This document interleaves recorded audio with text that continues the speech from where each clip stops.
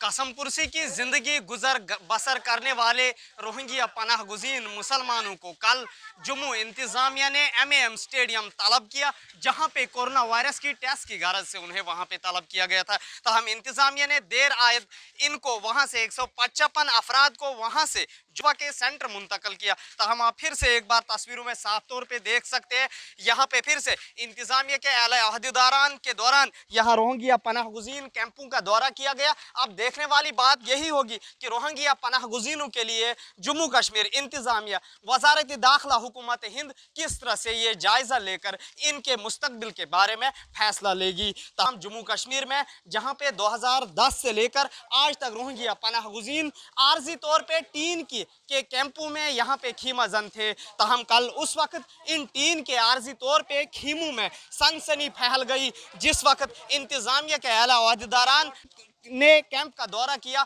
और इनको MAM stadium तलब किया, जहां कोरोना वायरस की टेस्ट की गरज से इनके दस्तावेज की गई, जिसमें से सरकारी हुक्मनामे के मुताबिक 155 रोहिंग्या पनाह गुज़ीनों को गैर कानूनी तौर पे पाया गया, जिनके सरकार के मुताबिक जिनके पास दस्तावेजात नहीं थे। अब देखने वाली बात यह होगी कि इन रोहिंग्या पनाह गुज़ीनों को जो इस वक्त चल रहे हैं, इनको कहां की राह दिखा दी जाएगी।